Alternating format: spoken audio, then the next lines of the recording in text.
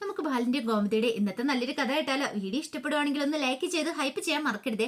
അതോടൊപ്പം തന്നെ ആദ്യമായി കാണുന്നവരാണെങ്കിൽ സബ്സ്ക്രൈബ് ചെയ്യാനും മറക്കരുത് കേട്ടോ. അങ്ങനെ നമ്മൾ കാണുന്ന ഒടുവില് ഗോമതി ബാലിനോട് എന്നിട്ട് പറഞ്ഞു, ബാലേട്ട, അനു ചെയ്തതിൽ എനിക്ക് അനുവിനെ കുറ്റപ്പെടുത്താൻ പറ്റില്ല. എന്റെ അവസ്ഥ അനുവിന്റെ അവസ്ഥ നിങ്ങൾ ചിന്തിച്ചില്ല. അതുകൊണ്ടാണ് എനിക്ക് എന്ത് ചെയ്യണമെന്ന് പോലും അറിയണ്ടായിരുന്നില്ല. ഒരു വശത്ത് അലോക്, മറുവശത്ത് അനു. രണ്ടുപേരിൽ ആരുടെ പക്ഷത്ത് നിൽക്കണമെന്ന് അറിയത്തില്ലാത്തൊരവസ്ഥയല്ല അനു ഇങ്ങനെ ഒരു തീരുമാനം എടുത്തേ. അത് എന്തുകൊണ്ടും നല്ലതാന്നാ എനിക്ക് തോന്നണേ. ഒരു പക്ഷെ അല്ലായിരുന്നെങ്കിലും ഒന്ന് ആലോചിച്ച് നോക്കിയേ. അനുവിന്റെ തീരുമാനം ഇങ്ങനെ ആയിരുന്നില്ലെങ്കിൽ എന്റെ അമ്മയ്ക്ക് എന്തെങ്കിലും സംഭവിച്ചു പോയിട്ടുണ്ടായിരുന്നെങ്കിലോ? അവൾ എന്തുകൊണ്ടാണ് ഈ തീരുമാനം എടുത്തതെന്നറിയാവോ? രണ്ടു കുടുംബങ്ങളും അവൾ നോക്കി. അവൾ അവളുടെ സുഖവും സന്തോഷവും അല്ല നോക്കിയത്. രണ്ട് കുടുംബങ്ങളുടെ സന്തോഷ സുഖം അവൾ നോക്കിയത്. അവള് അലോകിനെ രക്ഷിക്കുകയല്ല ചെയ്തത്. രണ്ട് കുടുംബങ്ങളും തമ്മിൽ ഒരു പ്രശ്നം ഉണ്ടാവാൻ പാടില്ല എന്ന് കരുതിയിട്ടാണ്. ഒരു പക്ഷെ ഇതിന്റെ പേരിൽ അലോകിന് ശിക്ഷ കിട്ടിയിട്ടുണ്ടെങ്കിൽ അമ്മ എന്ത് തീരുമാനം എടുക്കുമെന്ന് അറിയില്ല. എന്റെ അമ്മയുടെ കരച്ചിൽ അവള് കണ്ടത്. എന്റെ മുന്നിൽ അപേക്ഷിക്കുന്ന ആ ഒരു ചിത്രം അവളുടെ കൺമുന്നിൽ തെളിഞ്ഞ്, അതുകൊണ്ടാണ് അവൾ ഇങ്ങനെ ഒരു തീരുമാനം എടുത്തത്. ഇനി അവളെ ആരും കുറ്റപ്പെടുത്തില്ലെന്ന് പറഞ്ഞു.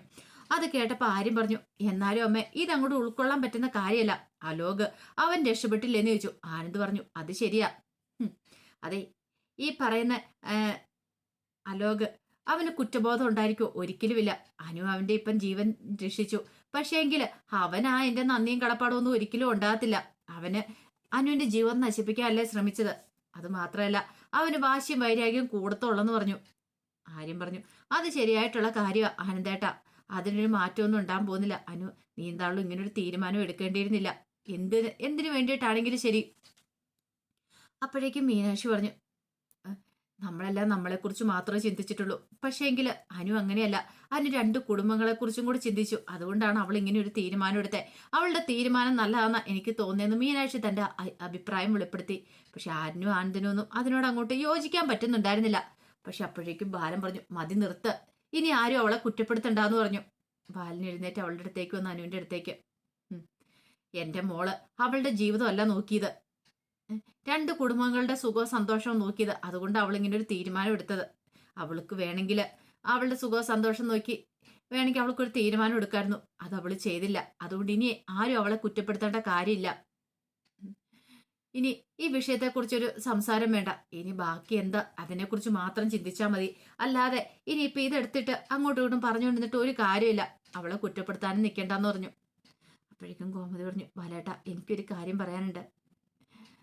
എനിക്ക് അവളുടെ വിവാഹം എത്രയും പെട്ടെന്ന് നടത്തി കാണുന്ന ആഗ്രഹമുണ്ട്. കാരണം അവള് ഇന്നുവരെ അവൾക്ക് വേണ്ടി ജീവിച്ചിട്ടില്ല. അവള് ഈ കുടുംബത്തിന്റെ സന്തോഷത്തിന് വേണ്ടിയിട്ടാണ് ഓരോ കാര്യങ്ങളും ചെയ്തേ. അതുകൊണ്ടാണ് പറഞ്ഞത്. അവളുടെ മനസ്സിന്റെ സന്തോഷം കൂടെ നമ്മൾ കാണണമല്ലോ. എത്രയും പെട്ടെന്ന് തന്നെ അവളുടെ വിവാഹം നടത്തണം ബാലേട്ട. അതെങ്ങനെയായിരുന്നാലും ശരി, അതിനൊരു താമസം ഉണ്ടായിക്കൂടെന്ന് പറഞ്ഞു. ബാലൻ പറഞ്ഞു, അങ്ങനെയാണെങ്കിൽ നമുക്ക് ആലോചിക്കാന്ന് പറഞ്ഞു. അനുവിനാണെങ്കിൽ വല്ലാത്തൊരു ബുദ്ധിമുട്ടുണ്ടായിരുന്നു. എന്ത് ചെയ്യണമെന്ന് അറിയത്തില്ലാത്തൊരവസ്ഥയായിരുന്നു അനുവിന്. ഇതേ സമയത്ത് അച്യുതന്റെ അടുത്തേക്ക് അനന്തം വന്നു. എന്നിട്ട് പറഞ്ഞു, അതെ, അയാളെ വിളിച്ചിട്ടുണ്ടായിരുന്നു, അമേരിക്കക്കാരന്. അയാളെ വിളിച്ചിട്ട് അടുത്ത നാള് അയാൾ ഇങ്ങോട്ടേക്ക് വരുന്ന കാര്യത്തെക്കുറിച്ച് പറഞ്ഞു. അത് കേട്ടപ്പോൾ അച്യുതൻ പറഞ്ഞു, അങ്ങനെയാണെങ്കിൽ അനന്തേട്ട എത്രയും പെട്ടെന്ന് തന്നെ അലോകിന്റെ വിവാഹം നമുക്ക് നടത്തണമെന്ന് പറഞ്ഞു. അനന്തം പറഞ്ഞു, അത് ശരിയാ, ഞാനും അതിനെക്കുറിച്ച് ആലോചിച്ചായിരുന്നു. പിന്നെ അലോകിന്റെ കല്യാണം കഴിഞ്ഞ കാര്യമൊന്നും അയാൾ അറിഞ്ഞിട്ടില്ല എന്ന് പറഞ്ഞു. ഇനിയിപ്പൊ അറിഞ്ഞാലും എന്താ അനന്തേട്ട, അതൊരു കള്ള കല്യാണം അല്ലായിരുന്നോ? അതൊന്നും സാരമുള്ള കാര്യമില്ല എന്ന് പറഞ്ഞു. അനന്തം പറഞ്ഞു, അതെ, അതുകൊണ്ട് എത്രയും പെട്ടെന്ന് തന്നെ നടത്താൻ എന്റെ ആഗ്രഹം എന്ന് പറഞ്ഞു. ഇനിയിപ്പോ ഇത് മുന്നോട്ട് കൊണ്ടുപോയിട്ട് കാര്യമൊന്നും ഇല്ലല്ലോ. അലോകിനും വേണ്ട ഒരു ജീവൻ എന്ന് പറഞ്ഞു. പിന്നെ അവർ നല്ല കുടുംബക്കാരാണ് താനും. അപ്പോഴാണ് ഇന്ദിരാമ്മ അങ്ങോട്ടേക്ക് വരുന്നത്. ഇന്ദിരാമ്മ വന്നിട്ട് പറഞ്ഞു, എനിക്കൊരു കാര്യം പറയാനുണ്ട്. അച്ഛനും ചോദിച്ചു, എന്താമ്മേ? അതെ, അലോകിന് ഇപ്പം നല്ല മാറ്റമുണ്ട്. മാറ്റമുണ്ട്, അത് ഞങ്ങൾക്ക് മനസ്സിലായെന്ന് പറഞ്ഞു അച്യുതന്. എടാ, ഞാൻ പറഞ്ഞ എന്താന്ന് വെച്ചാലുണ്ടല്ലോ, അവന്റെ ഇപ്പോഴത്തെ മാറ്റം നല്ലതായിട്ട് എനിക്ക് തോന്നേ. അതിനിപ്പോ എന്താമേ കാര്യം എന്നാ വെച്ചാൽ അമ്മ പറ. അതെ, എന്തൊക്കെയാണെങ്കിലും അനുശ്രീ അവന്റെ ഭാര്യയായിട്ട് ഈ വീട്ടിലേക്ക് വന്നല്ലോ. അത് ശരിക്കുള്ളൊരു കല്യാണം അല്ലായിരുന്നെങ്കിൽ പോലും ഭാര്യയായിട്ട് കുറച്ച് നാൾ ഇവിടെ കഴിഞ്ഞല്ലേ. അപ്പൊ എന്റെ മനസ്സിൽ തോന്നുന്നു നമുക്കതും കൂടെ സത്യമാക്കി കൂടെന്ന്. അമ്മ എന്താ ഉദ്ദേശിച്ചെന്ന് അച്യുതൻ ചോദിച്ചു. എടാ, അനുവിന്റെ അലോകിന്റെ കല്യാണം അമ്മയ്ക്ക് എന്താ തലയ്ക്ക് ഭ്രാന്ത് പിടിച്ചോ? എത്ര പറഞ്ഞാലും അമ്മയുടെ തലയിലേക്ക് കേറത്തില്ലേ? അമ്മേ, ഒരു കാര്യം ഞാൻ പറഞ്ഞേക്കാം. അങ്ങനെ എന്തേലും മോഹം മനസ്സിലുണ്ടെങ്കിൽ അതങ്ങോട്ട് എടുത്തു കളഞ്ഞേക്കണം. ഇതും പറഞ്ഞുകൊണ്ട് ഇനി എന്റെ അടുത്തേക്ക് വന്നേക്കല്ല. എടാ അച്യുത, അതല്ല ഞാൻ ഉദ്ദേശിച്ചേ. അമ്മ ഇതിനെക്കുറിച്ചൊരു അക്ഷരം പോലും മിണ്ടിപ്പോയേക്കല്ല. ആനന്ദം പറഞ്ഞു, എടാ അച്യുത, നീ മിണ്ടാതിരിക്കുക. ഇപ്പൊ അതൊന്നും അല്ലല്ലോ നമ്മുടെ ഇവിടുത്തെ സംസാരം ചർച്ച വിഷയം. നമ്മൾ വേറെ കാര്യമല്ല സംസാരിച്ചുകൊണ്ടിരുന്നേ. അതൊക്കെ ശരിയാണ് കേട്ടാ. പക്ഷെ അലോകിന്റെ അനുവിന്റെ വിവാഹം നടത്തണമെന്ന് പറയുന്നത് കേട്ടില്ലേ? എടാ, അതിപ്പം അമ്മയുടെ ആഗ്രഹം പറഞ്ഞല്ലേ? ഏ അമ്മയുടെ ഇഷ്ടം പറഞ്ഞല്ലേ? ഓ, അപ്പൊ ഏട്ടനും അത് തന്നെയാണ് ഇഷ്ടം. എന്റെ ഇഷ്ടം ഇഷ്ടപ്പെടുമെന്ന് നീ നോക്കണ്ട. നിനക്ക് ഇഷ്ടമില്ലോ അത്. അപ്പം എനിക്ക് ഇഷ്ടമില്ലാത്തോണ്ട് ഏട്ടൻ നടത്താത്തെ. അല്ലെങ്കിൽ ഏട്ടൻ നടത്തേനോ അല്ലേ? എനിക്കറിയാം. ഇപ്പൊ വന്നോന്ന് ഈ വീട്ടിൽ ഞാൻ ഒറ്റപ്പെട്ടുകൊണ്ടിരിക്കുക എന്നുള്ള കാര്യം എനിക്ക് മനസ്സിലായി. എടാ അച്ഛത് അങ്ങനെയൊന്നും അല്ല. നീ അതൊന്നും ഓർത്ത് വിഷമിക്കണ്ട. ആലോകിന്റെ കല്യാണം നമ്മൾ മുമ്പ് പറഞ്ഞ രീതിയിൽ തന്നെ നടത്തുമെന്ന് പറഞ്ഞു. അപ്പോഴേക്കും ഇന്ദിരാമ്മ ചോദിച്ചു, ഏത് ആലോകിന്റെ വിവാഹം നിങ്ങൾ തീരുമാനിച്ചോ? അതെ, തീരുമാനിച്ചെന്ന് അച്ഛനും പറഞ്ഞു. അനന്തേട്ടന്റെ ഒരു കൂട്ടുകാരന്റെ മോളുണ്ട്, അമേരിക്ക സെറ്റിലായിരിക്കുന്ന. അപ്പൊ അവരടുത്ത നാളെ നാട്ടിലേക്ക് വരുന്നുണ്ട്. അപ്പം പുള്ളിക്കാരനോട് കാര്യങ്ങളൊക്കെ പറഞ്ഞു വെച്ചിരിക്കുക. ഈ വിവാഹ ബന്ധമായിട്ട് മുന്നോട്ട് പോരണ്ട, ഞങ്ങൾ ആഗ്രഹിക്കണം എന്ന് പറഞ്ഞു. ഇന്ദിരാമ്മ പറഞ്ഞു, അല്ലടാ മോനെ, അവന്റെ മനസ്സ്, പിന്നെ അവന്റെ മനസ്സൊക്കെ ഞങ്ങൾക്കറിയാം. ഞങ്ങൾ എന്താണെങ്കിലും ഈ ബന്ധം അങ്ങ് തീരുമാനിക്കാൻ പോവാ. ഇനിയിപ്പൊ അതിനൊരു മാറ്റം ഉണ്ടാകത്തില്ല. അമ്മ വേണ്ടാത്ത കാര്യവും പറഞ്ഞുകൊണ്ട് വന്നേക്കരുത് എന്നും പറഞ്ഞുകൊണ്ട് ഇന്ദിരാമ്മയോട് ചൂടാവുകയാണ് അച്യുതന്.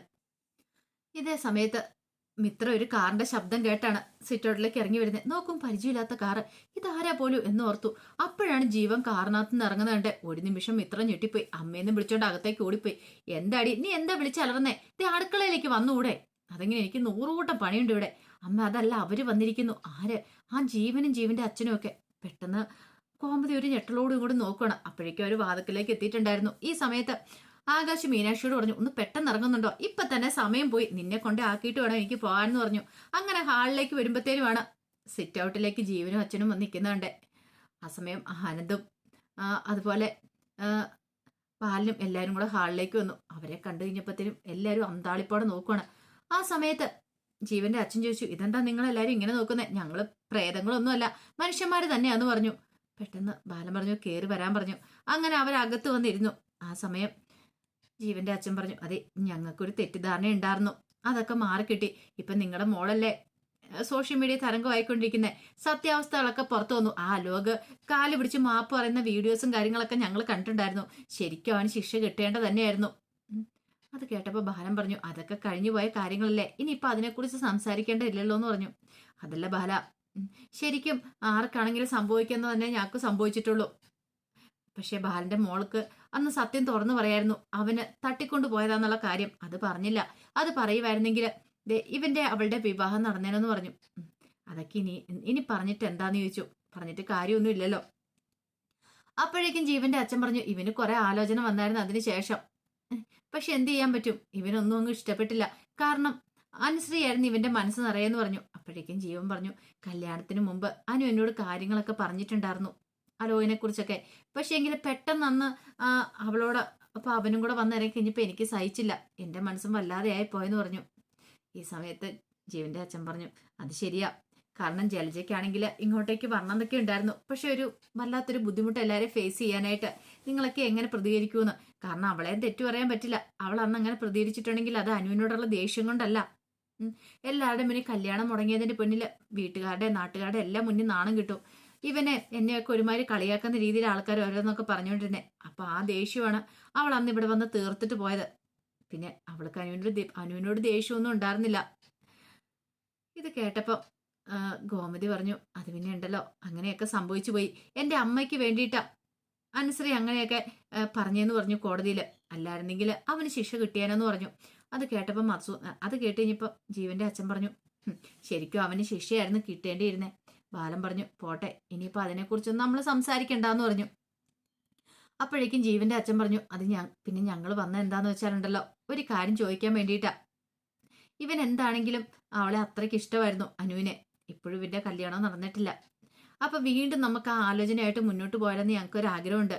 പിന്നെ ബാലൻ പേടിക്കൊന്നും വേണ്ട, ഇതിന്റെ പേരിൽ ഞങ്ങൾ അവളെ കുറ്റപ്പെടുത്താനൊന്നും പോകുന്നില്ല. ഒരിക്കലും അവളെ ഇതൊക്കെ പറഞ്ഞ് കുത്തു നോവിക്കാനും പോകുന്നില്ല. അതൊന്നും ഓർത്ത് ഭയപ്പെടാണ്ടെന്ന് പറഞ്ഞു. അപ്പോഴേക്കും ഗോമതി പറഞ്ഞു, ബാലേട്ടാ നമുക്ക് എന്ന് പറഞ്ഞപ്പോഴത്തേനും ബാലൻ ഗോമതി എന്ന് ഒറ്റ വിളിച്ചു. ഇപ്പൊ ഒന്നും പറയണ്ടെന്നുള്ള രീതിക്ക്. ആ സമയത്ത് മീനാക്ഷി പറഞ്ഞു, അച്ഛ എന്താ മോളെ, എന്താ നീ പറയാൻ വേണ്ടി വന്നേന്ന് ചോദിച്ചു. അത് പിന്നെ അനുവിനോടും കൂടെ കാര്യങ്ങളൊക്കെ ചോദിച്ചിട്ട് വേണ്ടേ, അവളുടെ അഭിപ്രായം കൂടെ തിരക്കിയിട്ട് വരെ.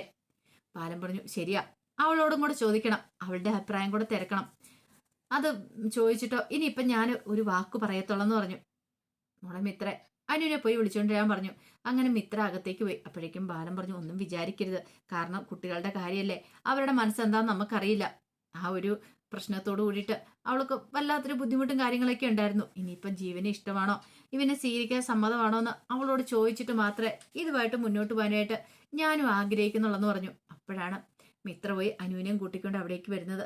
അങ്ങനെ അനുവിനെ കണ്ടു കഴിഞ്ഞപ്പോഴത്തേനും ബാലൻ പറഞ്ഞു, മോളെ, നടന്ന കാര്യങ്ങളുടെ സത്യാവസ്ഥയൊക്കെ ജീവനും കുടുംബത്തിനും ബോധ്യപ്പെട്ടു. അതുകൊണ്ട് അവർക്ക് വീണ്ടും ഈ ആലോചനയായിട്ട് മുന്നോട്ട് പോകാൻ താല്പര്യമുണ്ട്. മോളുടെ അഭിപ്രായം എന്താന്ന് ചോദിച്ചു. അത് കേട്ട് കഴിഞ്ഞപ്പോഴത്തേനും അനുശ്രീ ഒരു നിമിഷം ഒന്നും മിണ്ടാതിരിക്കുകയാണ്. മോൾ എന്താന്ന് വെച്ചാൽ മോളുടെ തീരുമാനം പറയണം. എന്താ ഏതാ മോൾക്ക് ഇഷ്ടമാണോ എങ്കിൽ മാത്രം അച്ഛനെ ഈ ആലോചനയായിട്ട് മുന്നോട്ട് പോകുന്നുള്ളെന്ന് പറഞ്ഞു. എല്ലാവരും അനുവിന്റെ മുഖത്തേക്ക് തന്നെ നോക്കുകയാണ്. അപ്പോഴേക്കും അനു പറഞ്ഞു, അച്ഛാ, എനിക്ക് ജീവനോട് ഇഷ്ടക്കുറവൊന്നും ഇല്ലാന്ന് പറഞ്ഞു. അത് കേട്ട് കഴിഞ്ഞപ്പോഴത്തേനും ജീവനും ജീവന്റെ അച്ഛനും ഒക്കെ ഭയങ്കര സന്തോഷമായി. പക്ഷെ എനിക്കിപ്പൊ കല്യാണം വേണ്ടാന്ന് പറഞ്ഞു. അപ്പോഴേക്കും ഗോമതി പറഞ്ഞു, അല്ല മോളെ, നീ എന്തൊക്കെയാ പറയണേ? ഗോമതി മിണ്ടാതെ അവള് പറയട്ടെ, അവള് പറയാൻ അനുവദിക്കാൻ പറഞ്ഞു. അച്ഛാ, എനിക്ക് കുറച്ച് സ്വപ്നങ്ങളുണ്ട്. എനിക്കിപ്പൊ കല്യാണം വേണ്ടെന്ന് പറഞ്ഞ് അത് ജീവനോടുള്ള ഇഷ്ടക്കുറവുണ്ടല്ല, ജീവനെ ഇഷ്ടമാ. പക്ഷെ എനിക്കിപ്പൊ വിവാഹം വേണ്ടെന്ന് പറഞ്ഞ് എനിക്ക് എന്റെ സ്വപ്നങ്ങളൊക്കെ നിറവേറ്റണം. കാരണം എന്റെ അച്ഛന് ഇന്ന് വരെ എനിക്കെന്നല്ല ആർക്കും ഈ കുടുംബത്തിൽ ഒരു കുറവും വരുത്തിയിട്ടില്ല. ഞാൻ സ്കൂളിൽ പോകുന്ന സമയത്താണെങ്കിലും സ്കൂൾ ഫീസ് മുടക്കാത്തതിന്റെ പേരിലോ അല്ലെങ്കിൽ ബസ് ഫീ കൊടുക്കാത്തതിന്റെ പേരിലോ ഒന്നിന്റെ പേരിലും എനിക്കൊരു ബുദ്ധിമുട്ട് അനുഭവിക്കേണ്ടി വന്നിട്ടില്ല. ക്ലാസ്സിലാണെങ്കിലും എനിക്ക് എഴുന്നേറ്റ് നിൽക്കേണ്ട വന്നിട്ടില്ല. എന്ത് കഷ്ടപ്പാടുണ്ടെങ്കിലും എൻ്റെ അച്ഛൻ അതെല്ലാം എനിക്ക് നിറവേറ്റി തന്നിട്ടുണ്ട്. ആ സമയത്തൊക്കെ അച്ഛൻ്റെ മനസ്സിലൊരു ആഗ്രഹം ഉണ്ടായിരുന്നു, ആരെങ്കിലും കളക്ടർ ആണോന്ന്. പക്ഷേ എങ്കിൽ ആരെ കൊണ്ടും അതിന് സാധിച്ചില്ല. ഓരോരോ കാരണത്താൽ അതിങ്ങനെ മുടങ്ങിപ്പോയിക്കൊണ്ടിരുന്നു. പക്ഷെ ഇപ്പൊ എനിക്കൊരു ആഗ്രഹമുണ്ട്, അച്ഛൻ്റെ ആഗ്രഹം നിറവേറ്റി കൊടുക്കണമെന്ന്. ഒരാളെങ്കിലും അച്ഛൻ്റെ മക്കളിൽ ഒരാളെങ്കിലും കളക്ടറാണ്. ഒരു കളക്ടറുടെ ബോർഡ് വെച്ച് കാറ് ഈ മുറ്റത്ത് വന്ന് കിടക്കണം എന്ന് ആഗ്രഹമുണ്ട്. അപ്പൊ അതിന് വേണ്ടിയിട്ട് പ്രയത്നിക്കാനാണ് ഞാൻ തീരുമാനിച്ചിരിക്കുന്നത്. അല്ലാതെ എനിക്ക് ജീവനോട് ദേഷ്യം ഉണ്ടായിട്ടല്ല ഈ ബന്ധം വേണ്ടെന്ന് വെച്ചത്. എനിക്ക് എൻ്റെ അച്ഛൻ്റെ ആഗ്രഹങ്ങൾ സാധിച്ചു കൊടുക്കണം. എനിക്ക് എൻ്റെ സ്വപ്നങ്ങൾ നിറവേറ്റണം. അതിന് ഒന്നും ഒരു തടസ്സം ആവരുത്. കാരണം വിവാഹം കഴിഞ്ഞു കഴിഞ്ഞിട്ടുണ്ടെങ്കിൽ ചിലപ്പോൾ അതൊന്നും നടന്നെന്ന് വരത്തില്ല. അതുകൊണ്ടാന്ന് പറഞ്ഞു. അത് കേട്ടപ്പത്തിനും ബാലന്റെ കണ്ണ് നിറഞ്ഞു വന്നു. ബാക്കി അവിടെ നിന്ന് ആനും ആനന്ദനും എല്ലാവർക്കും ഭയങ്കര സന്തോഷമായി. അങ്ങനെ ബാലന് അനുവിന്റെ അടുത്തേക്ക് വന്ന് അനുവിനെ ചേർത്ത് പിടിക്കുകയാണ്, മോളേന്നും പറഞ്ഞുകൊണ്ട്. ആ സമയത്ത് ജീവൻ പറഞ്ഞു, എനിക്കിപ്പോൾ അനുവിനോട് ബഹുമാനവും സ്നേഹവും ഒക്കെ കൂടിയിട്ടുള്ളൂ. ശരിക്കും ഇങ്ങനെ ആയിരിക്കണം മക്കള്. സാധാരണഗതിയിൽ ഇന്നത്തെ കാലത്ത് അച്ഛനമ്മമാരൊക്കെ പകുതി കൂടുതൽ ആൾക്കാരും എങ്ങനെയെങ്കിലും പെൺകുട്ടികളുണ്ടെങ്കിൽ അവരെ ഒന്ന് ആരുടെയും തല പിടിച്ച് കെട്ടിവെക്കാൻ ശ്രമിക്കും. പക്ഷെ ഇവിടെ അങ്ങനെയല്ല. മക്കളുടെ ഇഷ്ടത്തിനനുസരിച്ച് എത്ര വെള്ളം പഠിച്ചോട്ടെ എന്നാണ് ഈ അച്ഛൻ തീരുമാനിച്ചിരിക്കുന്നത്. അതിലെനിക്ക് സന്തോഷമുണ്ട് അനു. നിന്റെ ആഗ്രഹം പോലെ തന്നെ നടക്കട്ടെ എന്നും പറഞ്ഞുകൊണ്ട് ജീവൻ എഴുന്നേറ്റു. ആ സമയം ബാലൻ പറഞ്ഞു, മോനെ, നിനക്ക് ദേഷ്യമൊന്നും തോന്നരുത് ഞങ്ങളോട്. ദേഷ്യമൊന്നും ഇല്ലെങ്കിലേ സന്തോഷം മാത്രമേ ഉള്ളൂ. എന്തിനാ? കാരണം അങ്കിളുടെ കാര്യം പറഞ്ഞു, അതുപോലെ തന്നെ അനുവിന്റെ കാര്യവും പറഞ്ഞു. അത് നല്ല തീരുമാനമായിട്ടാ എനിക്കും തോന്നണേന്ന് പറഞ്ഞു. പിന്നീട് ബാലനെ പോയി ചേർത്ത് പിടിക്കുകയാണ് ജീവന്. പിന്നീട് അനുവിന്റെ അടുത്ത് ചെന്നിട്ട് അനുവിന് കൺഗ്രാസ് പറയണേ, എൻ്റെ എല്ലാ അഭിനന്ദനങ്ങളും നേരത്തെ തന്നെ. കാരണം ഒരു കളക്ടറാന്ന് പറഞ്ഞാൽ നിസ്സാര കാര്യമൊന്നുമല്ല. പിന്നെ ഒരു കളക്ടറെ കല്യാണം കഴിക്കാന്ന് പറഞ്ഞിട്ടുണ്ടെങ്കിൽ അത് നിസ്സാര കാര്യമല്ലോ. സാരമില്ല, അതൊരു വെയിറ്റ് തന്നെയല്ലേ, ഞാൻ ഇരുന്നോളാന്നൊക്കെ പറഞ്ഞു. ഇതെല്ലാം കേട്ട് കഴിഞ്ഞപ്പോഴത്തേനും സന്തോഷത്തോടു കൂടിയിട്ട് ഗോമതിയും ബാലനൊക്കെ ഇരിക്കുകയാണ്. അപ്പോൾ അതിൻ്റെ കഥകളൊക്കെ നമ്മളിന്ന് കാണുന്നത്. ഇതിൻ്റെ ബാക്കി വിശേഷങ്ങളുമായിട്ട് വൈകുന്നേരത്തെ പ്രമോയി വരാട്ടോ. ഒരിക്കൽ കൂടി എല്ലാവർക്കും ശുഭദിനം നേർന്നുകൊണ്ട് നിർത്തുന്നു.